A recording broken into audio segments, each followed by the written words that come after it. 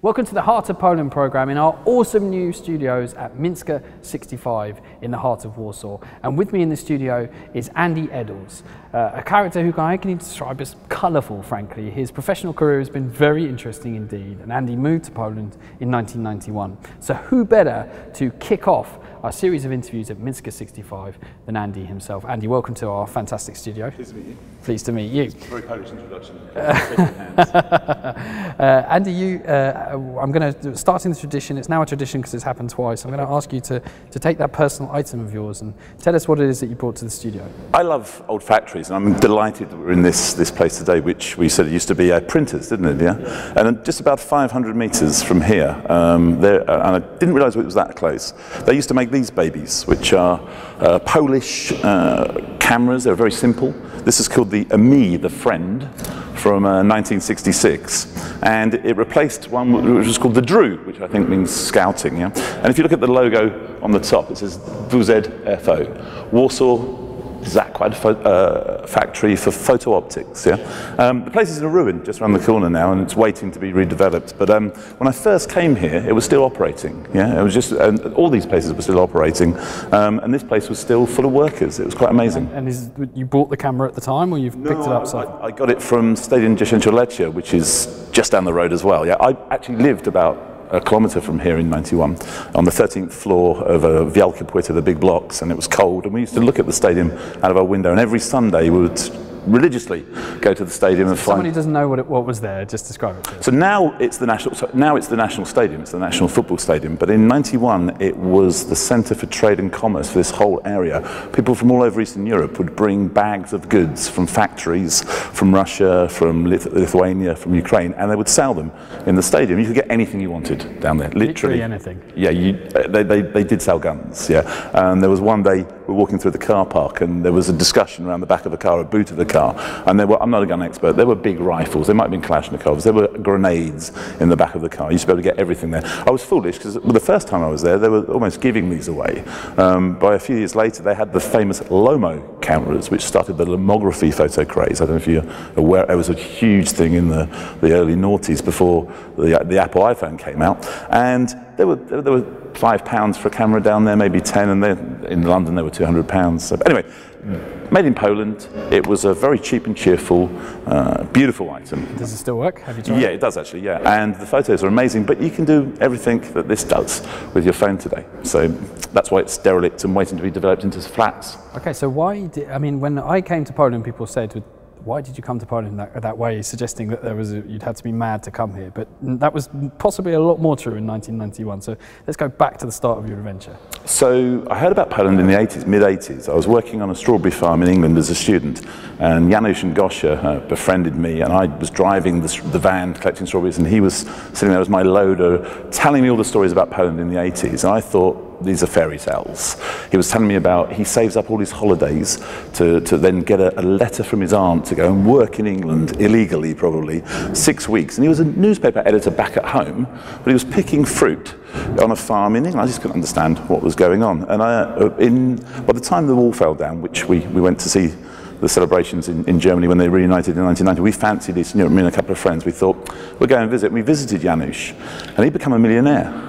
In between times, and he'd been importing. In between being a fruit picker and when you. He'd been doing a fruit picker in the summers in England, working as a newspaper editor back in Poland. Yeah, and he discovered that jeans were very popular in Poland in the 90s. They were the thing to have. Levi jeans, you could get them only in the special currency shops that were in town. So he could buy them fairly cheaply in the UK, and they filled his suitcases back up. And when they come back, they had 30, 40 pairs of jeans. And I introduced him to the jumble sale in the UK, the second-hand church sale, and he was delighted that he could buy a pair of Levi's for 10 or 20 pence and get a month's salary back at home. So when the wall came down, when we could come to Poland, it was easy. I phoned him up, and he hadn't spoken to him in a couple of years, said, we're coming. And he made us feel like kings when we came to Poland. He was showing us around, and I realized that we were traveling in time. We had a time machine. There's not many often you actually realize there's a moment you go, we are traveling in time. This was either 1946 or it was 1976, it depended on where you were and how many bullet marks there were still in the wall. I mean, there are still bullet marks in certain walls today, but there were more back in the day. And I realised, I've got to move here. I mean, I was doing a PhD in micropaleontology, small fossils, back in the UK. I was living in a squat in London as a student. I didn't have any money, sold all the things I had, and moved here with one of the 4 people that came here. She got a job as a language teacher, and our friends, Janusz, said, if you come here, we'll introduce you to all our friends, you can teach them English, and it started from there. So. But travelling in time, it really was, there's not often you get, I don't think again you'll get a chance to travel in time like the 90s were for Eastern Europe, yeah? Just pause there, I think you can put the camera down, yeah, I was going to say.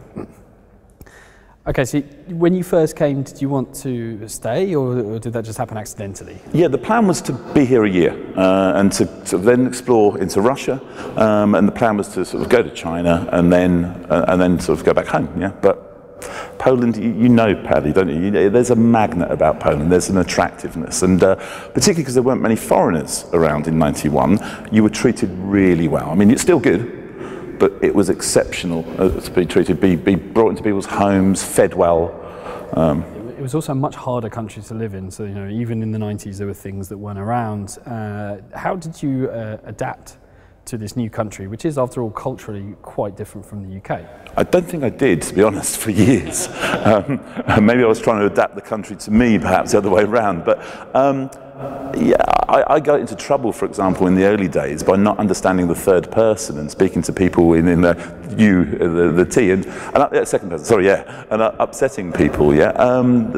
Fortunately, mostly that bounced across me. But what was difficult? It was difficult to travel into the city centre past that stadium because it was dangerous. Poland was really dodgy if you drove a car. If you parked a car outside your house at night time, if it was there in the morning, it was a bonus. You'd hear car alarms going off all night. Last week, a friend left their bag in their car, and I've still got the habit. I've been. I said, "What are you doing, leaving your bag in the car?" I said, "Well, there's nothing in my bag." I said, "Yeah, but they break my window to get into your bag to see there's nothing in the bag." She said, "No, Andy, it's not the 90s anymore." But I still have this habit of never leaving anything visible in a car because it will go. Your window will be broken. One day we went to the cinema with my friend Malcolm, another English teaching guy here. Came out of the cinema, all his windows had been removed from his car. Yeah, just because somebody had an order for new windows. So it was dodgy. It was dangerous. It's very safe now, incredibly safe now compared to what it was in those days. Was the danger partly attractive to you? I don't think so. No. So what was keeping you here then? Because the normal thing to do would be have an adventure and go back to the country where you live. I would lie if I said there wasn't women involved in this, right? Because the Polish women were very beautiful, very nice, and very hospitable. But there was opportunity. You could see that the whole country, people didn't speak English, and very quickly I realised that native English speakers were in demand here. And I got a job in the university, the first private university that opened. There were just no people to fill the boots, and they said, "You're native, you're English, you might as well." So I later got qualified, but not at the time. There weren't those opportunities in the UK, and you couldn't have gone to London and opened a company very quickly. In London it would have been quite tricky. The market would have been swamped by competitors. There weren't competitors here. So after the first year of enjoying it and loving it, year 2 or 3 I opened a company here very quickly, and we opened a language school which went on to teach all the big multinationals that were then coming into Poland. And how many teachers did you have? In the end, we had over 100, sort of within 5-6 years, and then we sold it to another company and some investors. But I'll give you an example of what it was like. Yeah, so it's '94, and I used to smoke. Everybody used to smoke in Poland in the 90s. It was compulsory to smoke.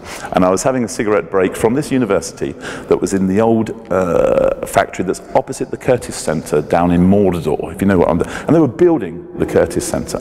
And I was watching them every fag break building the Curtis Centre. Eventually they finished the Curtis Centre, and I saw people moving in. I thought, I'll go and have a look what's over there. And knocked on the door once. "Hello, are you looking for English teachers in this office?" And they went, "Yeah, actually we are." And there was like 5 in the office. I said, "What company are you?" They said, "Oh, we're Kraft Jacob Suchard." I went, "Okay, so I can teach."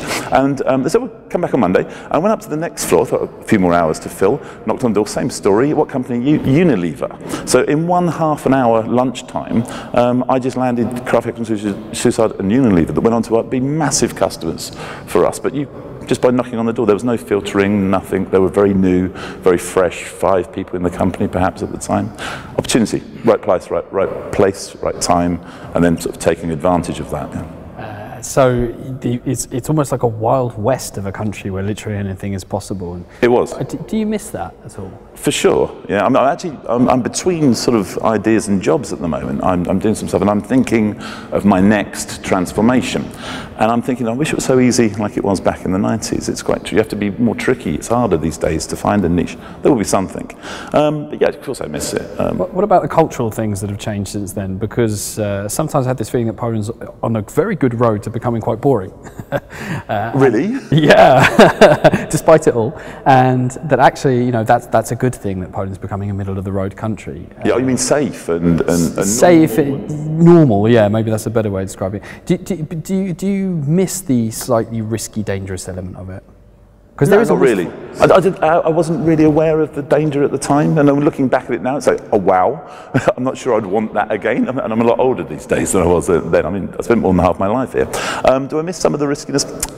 It's edgy enough, if you want it to be. What about your family and your friends and everyone? How did they react to the Poland that you moved to when they came over, for example? My grandma said there's a war going on there. I said, beg your pardon, Nan. She said, yeah, those Afghanis are fighting, you know. And I said, no, it's a different place. Yeah, people didn't know where Poland was. It was behind the Iron Curtain. It was red. You probably couldn't have put where it was on a map because it was all amalgamated. So people didn't know anything about Poland in those days. Now, back in the UK, everybody's got a Polish friend. Sometimes they're at school, sometimes it's the person that serves them in the pub, or their lawyer or their dentist is a Pole. So lots more people know about Poland, and they understand it's a lot more safer place to come and visit. All right, so let's move on in time then. You set up this company which grew to be one of the largest language schools in... It was at the time, yeah, it was huge, yeah. It was for business. Yeah, and then you sold it. Yeah, we got some investors in and we sold it. And then I was sort of between jobs looking to reinvent myself, and I got involved with some fashion designers. They were two young lads straight out of the Wood School, and one day we bumped into each other. They were looking for some management. They had their portfolio. I thought it was ace, so I reinvented myself as a fashion guru manager for these guys. You're looking great, by the way, Andy. I'm looking casual and black these days, but thank you very much. It's a safe option.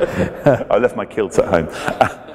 But yeah, and they came on. They were, after working with them for 6 months, maybe 7. They were AL 2004 or 5 designers of the year, and they're still going now. They're celebrities these days. They're Paparazzi Brzozowski. But it was the very early days. We did their first shows in town. The Intercontinental opened, and the first event in the Intercontinental was their fashion show. So let's talk about business then. Opening a company in 94, I think we opened, yeah. And then later on, how has it changed from what you've seen over this 27 years? It's a lot easier to open a company legally. You can get companies off the shelf, you can get them really quickly. It's a lot clearer environment to open a company, and there's loads of more user-friendly things for companies than there were back in the day. The rules used to change on an almost weekly basis. There's the Dziennik Ustaw, the daily laws of the day, and you'd have to have people in your office going, oh, there's a new change, literally on a day-by-day, weekly basis. So it is a lot more stable these days from business, from that perspective. And how do you, as a foreigner coming to a very different system and a different language, deal with being able to set up a company, especially back in the Wild West days where it changed? Yeah, you needed help. I mean, they say about Polish, I don't know if you have any Polish blood in you, I have none, unfortunately, Paddy, but after the first 19 years it gets a bit easier, right, to speak the language, and I was suffering heavily by a lack of Polish, but there's plenty of people around. You find a good translator, a good employee to help you out, but you need to be fluent. Did you always feel like an obca osoba, so as a foreign person within Poles, or over the course of the 10-year, 15-year period, was there a moment when you thought, I'm actually one of them, my own way? No, I don't know. I always felt different. I've got really good Polish friends, and sometimes when I was at the Działka in the 90s, in the garden, drinking vodka with two guys the neighbours who don't speak English, and we're playing volleyball and eating kielbasa. Perhaps that was the moment that I was feeling Polish, or even then the next day at breakfast when they shove the cucumber in your face and I'm drinking the water from the cucumber. Perhaps that was the moment I was also feeling Polish. I don't know. I think it creeps up on you. There's not a moment you find about, would I ever have been drinking cucumber juice on a Sunday morning in the UK? Am I Polish? I mean, statistically speaking, probably not. No. Has it been important to you to keep your Britishness, though? Because you've been here a long time, 27 years. Yeah, exactly. Yeah, it is, yeah. And I still, because I have housings in the UK, I've moved back for summers, for example. I've worked for like 6 weeks in the summer, I have an interest. So I still keep involved in the UK, yeah. I'll never lose my Britishness. Yeah? But I also don't feel Polish. Yeah? So it's a bit different. I love Poland, don't get me wrong, but I don't feel Polish. So where's home then? Milanówek, just outside Warsaw, about 40 kilometres. I've lived there for 15 years, and I know the locals, I know the postman, I know the gas collector, I have friends there. That's my home. Yeah, I feel at home there. Yeah. Okay, so one of the things we're going to do on Heart of Poland is I'm always going to use a quote about Poland, and I'm going to go to something Winston Churchill said, that he said that Poland, referring obviously to the war environment, is like a rock that might be submerged by a tidal wave but remains a rock. So talking about that kind of stubbornness and steadfastness of the Poles. You've spent enough time with them now to be able to diagnose it. Do you see that in Polish people, that stubbornness? No. I see sometimes, I'm trying to think how to put it. I'd say sometimes they try very hard. Yeah, I'm not sure if it's stubbornness. They don't want to let go, but I'm not sure it's stubborn. It's just that they're keen. I'd say it was keenness and stubbornness. I'd rephrase it that way. Yeah, I don't see them as being stubborn, no. So when you hear Winston Churchill's words, how would you interpret them as a rock? I think he was talking about their bravery during the wars, and he was talking about they could rely on them. I think they probably just finished Monte Cassino off for the Allies or something like that, and they've been. Do you think extrapolating his words now onto today's Poles, do you see some sort of Polishness that is essentially Polish? I don't know. You want an answer? Sorry. They're normal and boring. I think they're European. I think they've changed. If they have, they've become so European. There's such a in Warsaw. I was at a wedding last year outside of Warsaw a long way, and they were still very Polish in the old sense of being Polish. But in Warsaw, it's a European city, so I don't see a lot of old mentality. I see Europeans. Yeah. What do you wish for Poland going forward in the future? Where should Poland be in 25 years' time? I think it's got to be European, definitely. I'm a pro-European Poland with a young, energetic, solid member of Europe. Yeah, never doubted their position on this continent, and leading the way actually, because if they do embrace being part of Europe more, then I mean they're an amazing country. The things that they've done here over the last 10 years are so impressive. The last 15 years, to be honest, but so 2004, yeah, 14 years, it's been incredible. I mean, this city has transformed in front of our eyes, even in the time you've been here, which is what, 9 years? Yeah, just that. It's been amazing changes, and if they carry on that way, they could be. They're overtaking other European countries. I understand they're overtaking Portugal this week in some figures, and they could be a real leading European, sort of, not the top 2 or 3 or 4 European countries, but it's right up there. Yeah.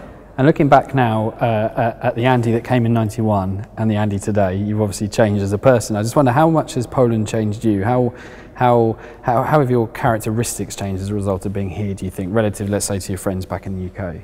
I don't know about my friends back in the UK. I've mellowed in the past 20 years. I was probably an angry young man when I first came here and much more driven. In the last 5 years, I've probably mellowed a lot more as well. I'm more aware of democracy these days. I'm more aware of the politics. But my friends in the UK are as well. So I'm trying to. Community has been more important in the last few years, and families, because the difference between Poland and England, I think, is still the large extended families and support networks that you get from families, which is to a large extent lost in the UK. And if I compare with my friends in London, they've replaced their families with really good friends. And they have networks of really good friends and their families and their kids and their really good friends, whereas Poland still has very strong support mechanisms with their family, which I love as well. And you talked about community, and one of the things that you're doing is Smile Warsaw. So let's talk about that. What is Smile Warsaw? Smile Warsaw is an expat setup where every Sunday, by the Palace of Culture, it's a charity. We feed and clothe the poor and homeless of Warsaw. So it started off as an idea by one guy who then we separated with, because he wanted to make it religious, and we wanted to make it for any religion, all religion, and atheists like me. And we started off on Facebook as well, encouraging people to come down and help clothe and feed people. Very shortly we partnered with some restaurants who started to do the cooking for us. So you get some really good Indian, vegetarian restaurants, even a steakhouse that was cooking some amazing Polish sausages for Christmas. And so we're getting these expat community involved in a social endeavour where we give our clothes, we give our time, we meet for an hour every Sunday at 4 o'clock at the Palace of Culture, and we give out these food and clothes to the people. What's really amazing about it is that we formed a new community, people that I would never have met, that have met down there. And there's people from all over the world. There are, and all religions. There's modern American Christians, there are Muslims, there are Africans, there are Chinese people, Pakistan people, loads of Indians that come down there, atheists like me, there's Poles, we could do with some more Poles coming down as well, because we really do need some more local help. And they help out, and then they go for a pint afterwards and have a chat. And some of the people there's one couple who's involved in telly, and hi, and they've said they made 90% of their friends in the last year from coming down on a Sunday. They said it was a filter. People were giving an hour of their time, were sort of the people they wanted to hang out with, and 90% of their friends they've made from being down at Smile Warsaw. So it's logistically obviously a huge task because you've got to get all of this put together. Yeah.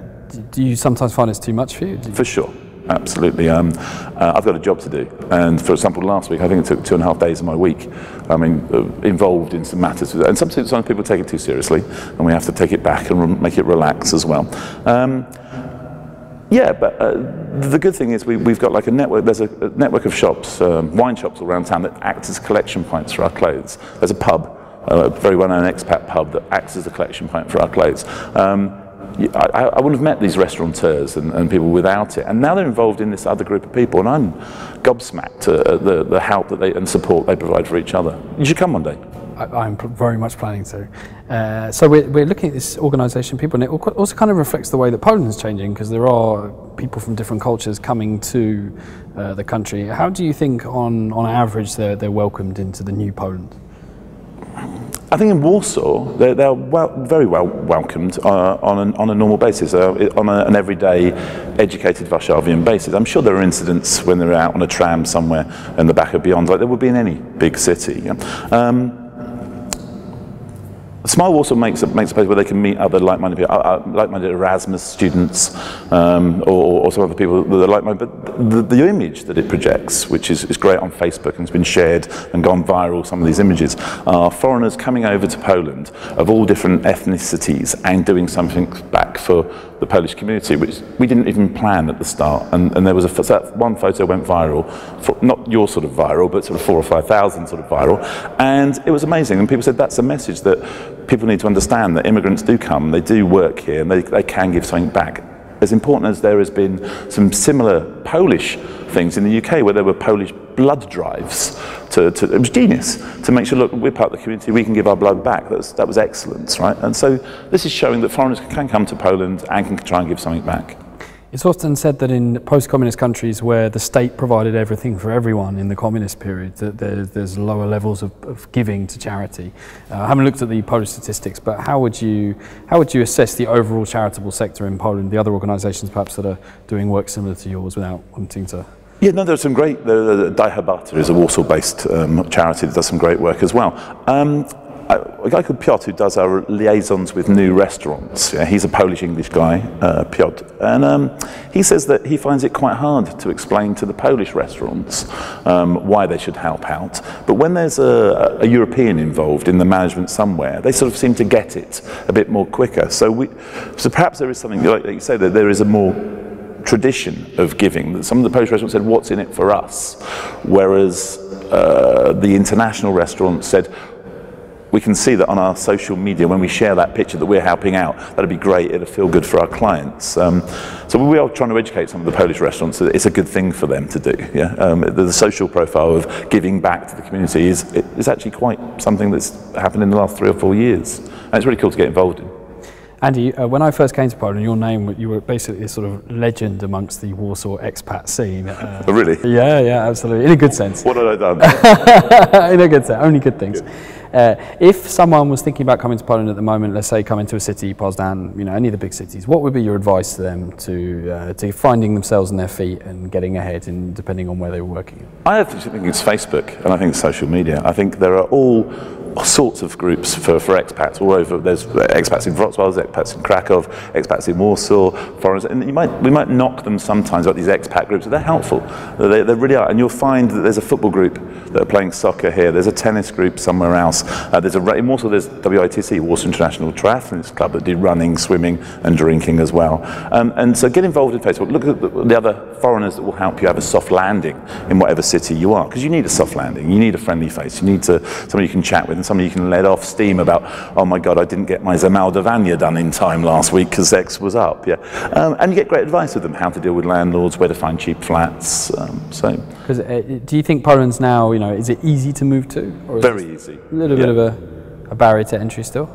It's very easy. There are even some decent sort of flat agencies where you don't get ripped off, but like back in the day.